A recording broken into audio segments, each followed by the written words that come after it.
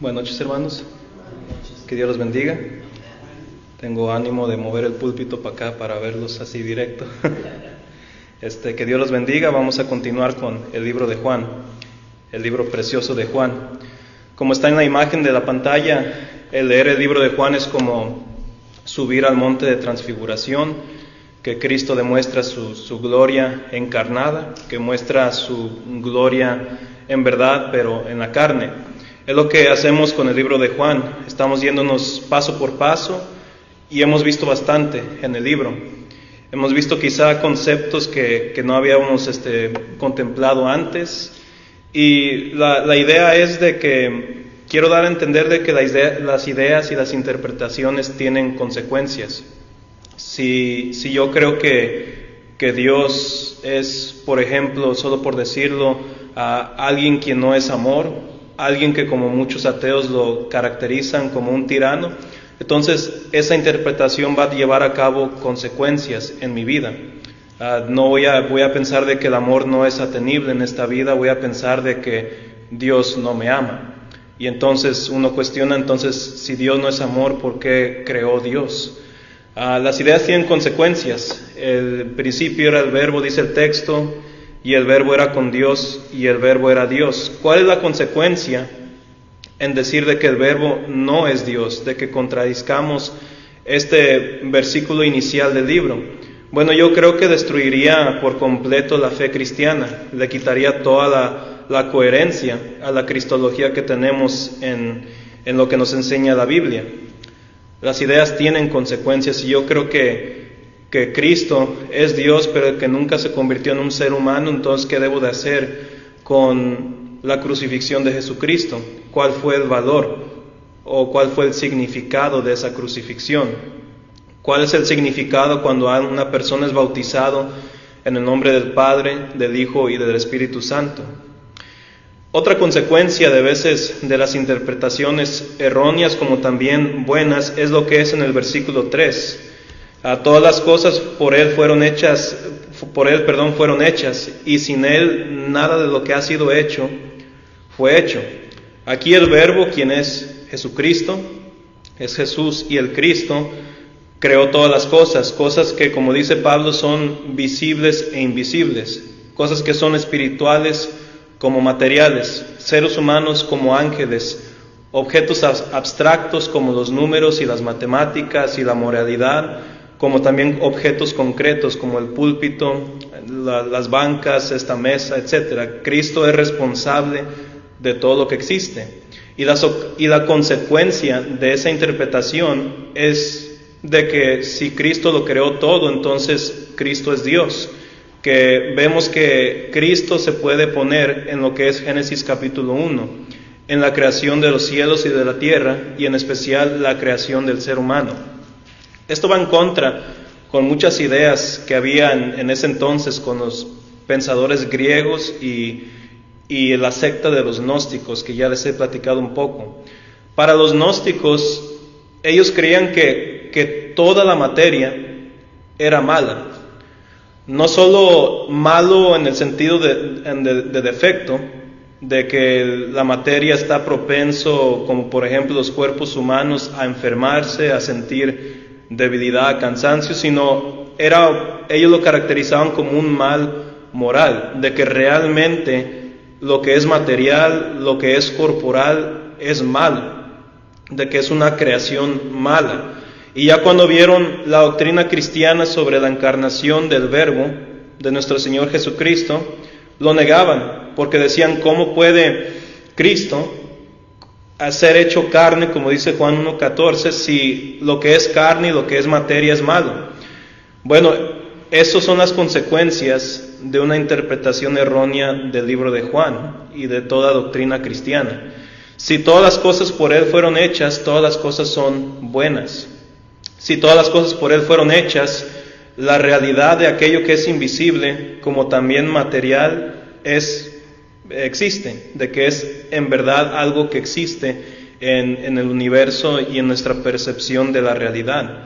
De que la realidad no es un simulacro como muchas personas están diciendo hoy en día, o de que la realidad es solamente algo que es pertinente a la mente, sino que en realidad hay una realidad concreta para nosotros. Y a lo que quiero dar a entender es que las ideas tienen consecuencias y te lleva a una doctrina, a otra y a otra y a otra. Por eso la doctrina bíblica y la teología es sistemática por naturaleza. Si dices algo sobre Dios, vas a tener que decir algo sobre Cristo y luego vas a tener que decir algo sobre la naturaleza del ser humano y sobre la salvación, sobre el estado y la condición del hombre, y así vamos todo en una cadena. Hablemos del Evangelio, por ejemplo. Si yo digo de que Cristo murió por nuestros pecados, puede ser algo que repitamos mucho, pero también nos damos cuenta de que hay ideas que están interconectadas, en esa declaración. De que si digo que Cristo murió por nuestros pecados, tengo que decir algo sobre Cristo, y tengo que decir algo sobre el pecado, y tengo que decir algo sobre Dios, y tengo que decir algo sobre el ser humano. Entonces, por eso el estudio se ha llevado a largo plazo ya, porque las ideas tienen consecuencias y las interpretaciones tienen implicaciones también. Pero bueno, lo último en que nos quedamos en el estudio pasado, hace un mes, fue en esto cuando dice Juan que en el principio el Verbo era Dios. Quise aclarar de que Juan no nos está diciendo de que Jesucristo dejó de ser Dios. Cuando dice que el Verbo era Dios, no era de que era y luego dejó de ser, sino más bien de que estaba hablando de lo que muchos se refieren como la eternidad pasada. Claro que lo que es la eternidad, pues no tiene ni pasado, ni presente, ni futuro, es eterno, está fuera de los confines del tiempo. Pero para que nosotros entendamos, tenemos que hablar de esta manera, porque nosotros no vivimos en la eternidad, vivimos en lo que es el tiempo. Por eso Cristo se describe como el alfa y el omega, no porque Él tiene un principio y un fin, sino se describe de esta manera para que nosotros entendamos sobre su eternidad. Lo mismo sucede aquí. En el principio el Verbo era Dios. Lo que está indicando es de que Cristo, antes de que se convirtiera en un ser humano, antes de que llevara a cabo esta encarnación, Cristo existía como Dios, que Cristo tenía una gloria antes de su encarnación. Pablo habla de esto también en su famoso pasaje de Filipenses 2, un pasaje que es referido como el pasaje kenótico, porque en la frase se despojó a sí mismo en Filipenses 2:7, la palabra griega es kenosis, y no significa de que Cristo dejó de ser Dios, más bien significa de que renunció de autoridad y de prerrogativas divinas por un solo momento, cuando Él fue encarnado. Esto lo vemos evidente en el hecho de que cuando Cristo era un niño, nunca hizo un milagro. Esto lo vemos evidente de que cuando Cristo decía que yo no conozco ni el día ni la hora del juicio final, no era una contradicción de su omnisciencia, sino que se despojó a sí mismo, de que dejó a un lado los privilegios de la divinidad. De que antes de la creación Cristo ya existía, de que Cristo ya era preexistente, de que Cristo vivía o existía, como dice el apóstol Juan en Juan 1:18, existía en el seno del Padre, de una cercanía ontológica que nosotros no podemos explicar, pero que ciertamente afirma lo que es el monoteísmo y lo que es trinitario también. Disculpen si el lenguaje es complejo, la doctrina es compleja y debo de hablar así. Antes de su encarnación, Cristo disfrutaba de la adoración continua de los ángeles, como vemos en Job 1, versículo 6. Cristo disfrutaba de una gloria divina con el Padre. En la oración en el Getsemaní, esto lo dice Cristo en Juan 17, versículo 5, lo veremos en unos momentos. Y Cristo también disfrutaba de la sumisión de Satanás. Cuando Satanás iba en pos de la presencia de Dios en el libro de Job, Satanás estaba en un rol de estar sumiso, de no tratar de tentarlo, y esto va en un gran contraste de cómo el diablo habla con Jesús en Mateo capítulo 4, de que intenta tentarlo, intenta hacer que haga cosas que no tuvo que haber hecho, y que por supuesto Cristo permaneció íntegro en su mesianidad.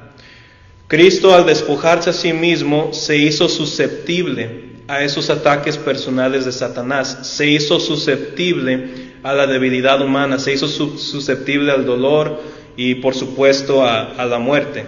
Entonces, leyendo el tercer punto aquí, si lo quieren leer conmigo, Cristo, siendo Dios desde antes de la creación, se despojó a sí mismo, pero no dejó de ser Dios.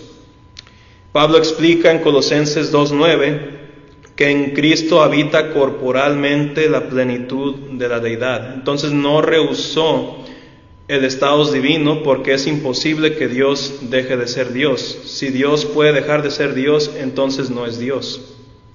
La divinidad no se puede ser ausente en una persona divina como nuestro Señor Jesucristo. Dios no puede dejar de ser Dios, no puede dejar de ser eterno, no puede dejar de ser omnipotente, no puede dejar nada de eso. Entonces no hay una contradicción, ni debe de haber una confusión, porque Juan y Pablo, si lo ves en todo el contexto de sus propios libros y de todo el contexto del Nuevo Testamento, te enseña que cuando dice que era Dios, era simplemente una referencia de que antes de su encarnación, antes de ser un hombre, Cristo ya disfrutaba la gloria de ser Dios. Lo veremos con más detalle en unos momentos. Entonces, este era en el principio con Dios.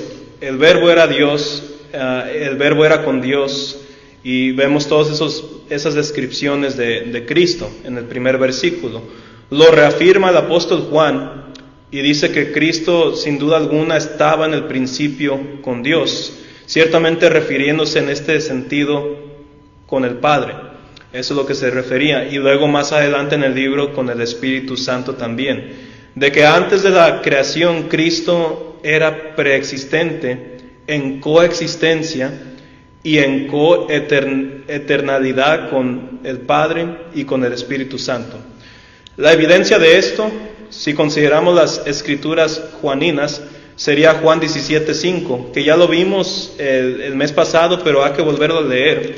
Juan 17, versículo 5. Jesús dijo en su oración que Él compartía una gloria con su Padre antes de la creación del mundo. Este es un privilegio que solamente puede ser aplicable para Dios mismo.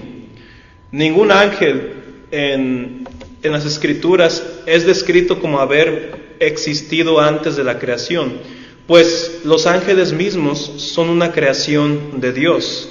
Son inmortales, por supuesto, pero no debemos confundir o asimilar la inmortalidad con la eternidad. Solo Dios es eterno. Dios no es inmortal. En Timoteo sí nos dice que tiene una gloria y un estado inmortal, pero sería más preciso cuando se habla en este contexto decir de que Dios, Cristo y el Espíritu Santo son eternos, de que antes de la creación disfrutaban de una comunión perfecta dentro de ellos, como dije, en coexistencia y en coeternalidad. Y esto hay muchas implicaciones también, como estaba diciendo en el principio. Si ya había una comunión perfecta entre ellos, si ellos disfrutaban de una preexistencia santa y perfecta, pues Dios es amor y por lo tanto ellos se amaban en este sentido único, filial, perfecto. Entonces ellos no tenían necesidad de crear. Pero en la abundancia de su amor, ellos crearon los cielos y la tierra. Lo crearon para su propia gloria, como nos dicen en los Salmos, en el capítulo 23 y en el 19, si no me equivoco. Crearon los cielos y la tierra, y en especial crearon al ser humano a ser imagen suya, de hacer su presencia corporal aquí en la tierra, por lo excesivo de su bondad y de su gracia. Fue un acto de gracia y de amor. Pero bueno, volviendo aquí, dice Juan 17:5, ahora pues, Padre, glorifícame tú al lado tuyo, con aquella gloria que tuve contigo antes que el mundo fuese. Hay personas que dicen, Cristo nunca dijo de que era Dios. Si nunca dijo eso, entonces ¿cómo explicamos esto? En el versículo de Juan 17, versículo 5. Claramente las propias palabras de Cristo atestiguaron de su propia naturaleza o identidad. Solamente aquel que existe antes de la creación puede ser llamado Dios. Los ángeles no son preexistentes, Moisés no fue preexistente, ninguna cosa material fue preexistente, ningún ángel, ningún profeta, etc. Solamente Dios. Y si Cristo está diciendo que era preexistente, Cristo por lo tanto es Dios. En Juan 1:1 vemos, si observan el griego, Cristo o Juan dice proston theon, de que Cristo era con Dios. Esa frase que el verbo era con Dios es proston theo, que significa que Cristo estaba cara a cara con el Padre, preexistente y en presencia del Padre. ¿Quién es el único que puede contemplar toda la gloria de Dios? Dios mismo. Entonces, una vez más, si Cristo contemplaba la gloria de Dios, era porque Él mismo es Dios. Otra indicación bastante profunda de la cristología que nos enseña la Biblia. Cristo también es dicho, si me acompañan en Juan 1:18, de que estaba en el seno del Padre, de que estaba en una cercanía distinta con el Padre. Luego en el capítulo, en el versículo 12, el versículo 14, Cristo es llamado el Hijo de Dios. Cuando lleguemos a ese versículo voy a intentar de explicar un poco más qué significa eso. Pero la frase no solamente aplica para Cristo. La frase hijos de Dios se utiliza mucho a través de la Biblia. Se utiliza para hacer referencia a los ángeles en el libro de Job. Se utiliza para hacer referencia a aquellos en el periodo antediluviano que eran más fieles hacia Dios. Me refiero a Génesis 6, antes del diluvio, que había unos hijos de Dios que cometieron el error de acercarse con las hijas de los hombres. Hijos de Dios se aplica también para reyes de Israel en los Salmos y también para los jueces de Israel. Y también se aplica, por supuesto, para los cristianos en el Nuevo Testamento. Pero esta frase de hijo de Dios se utiliza en distintas maneras.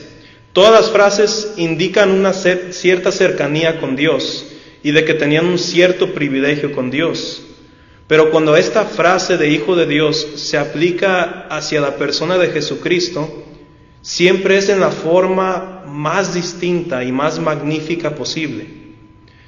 De que Cristo, siendo el Hijo de Dios, tiene una cercanía filial, ontológica, de que comparte del mismo ser del Padre. Esta es una descripción de que ellos comparten la misma naturaleza y que por supuesto tiene contextos de personalidad también, que hablaremos en la siguiente clase. Pero dice el versículo en Juan 1:18, a Dios nadie le vio jamás, el unigénito Hijo que está en el seno del Padre, Él le ha dado a conocer. Solo alguien quien puede ver cara a cara a Dios, como dice el texto, puede ser llamado Dios. Nadie tuvo ni nadie puede contemplar la gloria total de Dios. Hay descripciones en el Antiguo Testamento donde se nos dice de ciertos jueces, o como de Jacob mismo cuando luchó contra el ángel, de que miró a Dios. Pero aquí el texto indica de que nadie ha visto a Dios, jamás. Ni aun Moisés. Si recuerdan bien, en el libro de Éxodo, Moisés hizo la petición a Dios de verlo. Y Dios le dijo, no puedes verme, la gloria de Él es incomparable, es demasiado para los ojos humanos y para la mente humana también. Nadie ha visto a Dios. Nadie ha estado en tanta cercanía con Dios. Solo aquel que puede contemplar a Dios mismo es Dios. En este caso, la distinta persona del Verbo. Y si Él puede ver a Dios, Él es el único calificado para dar a conocer a Dios.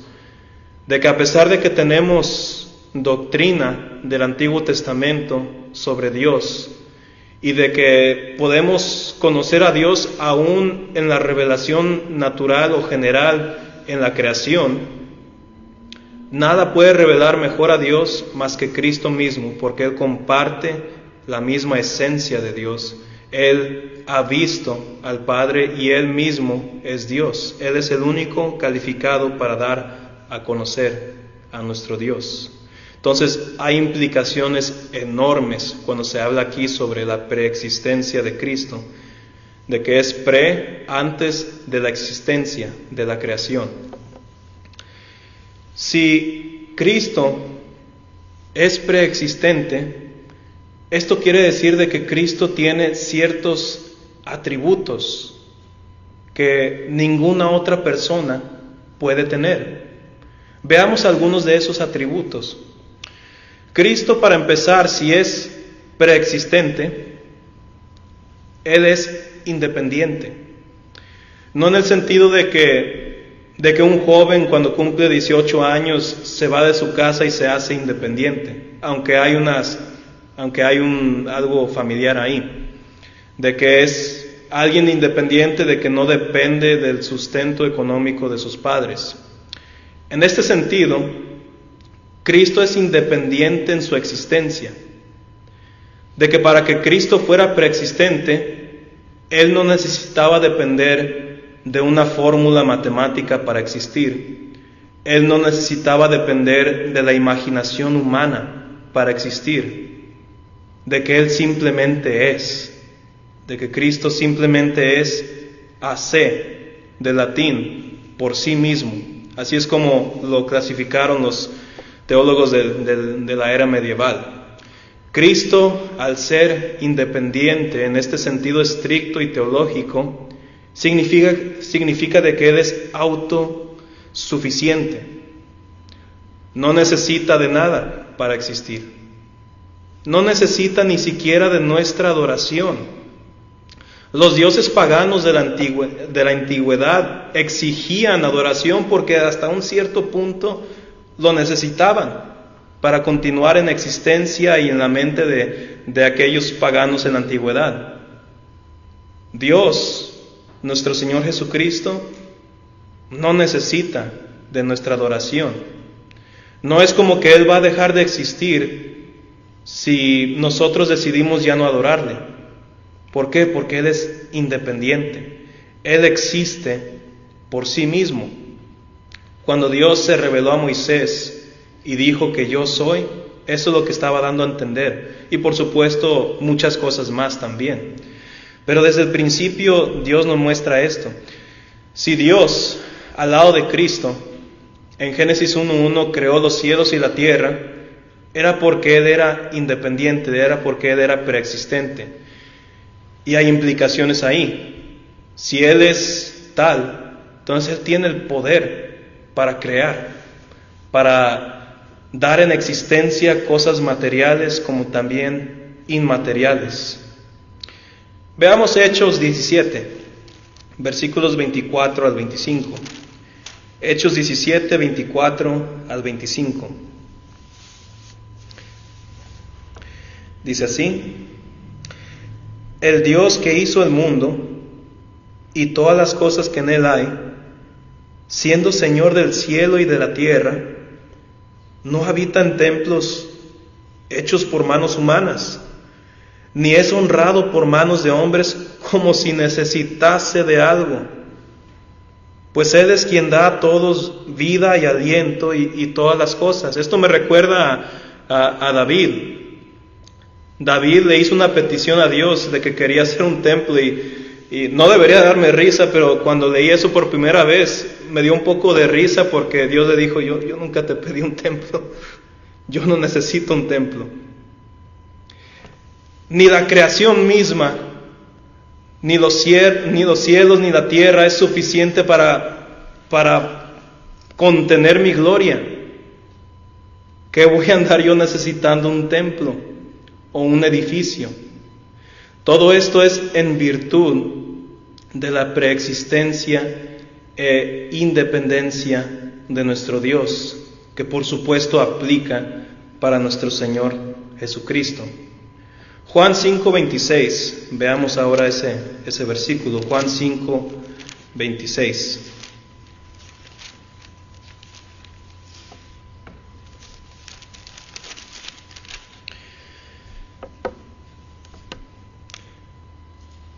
Porque como el Padre tiene vida en sí mismo, así también ha dado al Hijo el tener vida en sí mismo.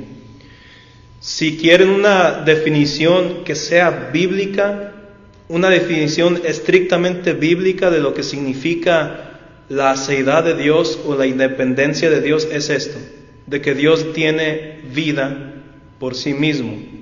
Si Él tiene vida por sí mismo, Él entonces puede vivificar o puede tener el poder para crear.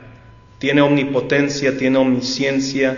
Por eso quise explicar un poco al principio de que las ideas tienen consecuencias, de que las ideas y doctrinas tienen implicaciones. Me estoy yendo más allá de lo que dice Juan en versículos 1 al 3, pero todas estas son las implicaciones. Para un judío y para un gentil, quien leía Juan por primera vez en el primero y en el segundo siglo, su cabeza ha de estar explotando por todas las implicaciones que existen aquí. Y es donde me voy al segundo punto. Si Él es independiente, Él entonces tiene poder para crear, nuestro Señor Jesucristo. Si leen conmigo aquí el segundo punto, solo Dios tiene el poder de crear todas las cosas ex nihilo, que es una frase que he dicho mucho que significa de la nada, en virtud de su aceidad o independencia, preexistencia, eternidad, omnisciencia y omnipotencia. Cristo tiene esos mismos atributos y por lo tanto es acreditado por ser el agente o el arquitecto responsable de la creación. Por eso no es blasfemoso decir que Cristo creó las cosas, porque Cristo es preexistente. Colosenses 1:16, si me acompañan aquí, será el último versículo de esta tarde. Siempre corre el tiempo bastante rápido, pero Colosenses 1:16 habla sobre dos puntos. Consideren los sinónimos de que Cristo, al ser independiente, también tiene facultad de crear y tiene facultad de sustentar esa misma creación.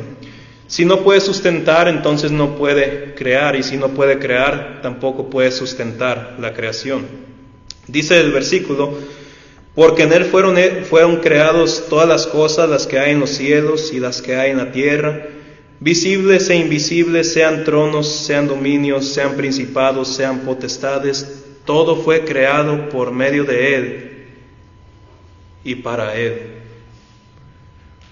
No creó nuestro Señor Jesucristo los cielos y la tierra por aburrimiento. Dios, para ser Dios, le es imposible aburrirse, porque su gloria infinita hace que sea imposible aburrirse. Dios no se puede aburrir. No creó porque se sentía solo, pues ya vivía en perfecta comunión con el Padre y con el Espíritu Santo. Cristo creó por amor y también con propósito. Es lo que dice la última parte: por medio de Él y para Él. Se dio un regalo a sí mismo, nuestro Señor Jesucristo. Nosotros somos su regalo. Y esto no lo digo yo, lo dice la Biblia. ¿Cuánto debo estimar mi vida si Cristo, en su agenda eterna, se tomó el tiempo para pensar en mí y para crearme a mí? Que Dios los bendiga. Oremos. Señor y buen Dios, le agradecemos por darnos la bendición de estudiar su palabra. Le agradecemos porque nos permite tener acceso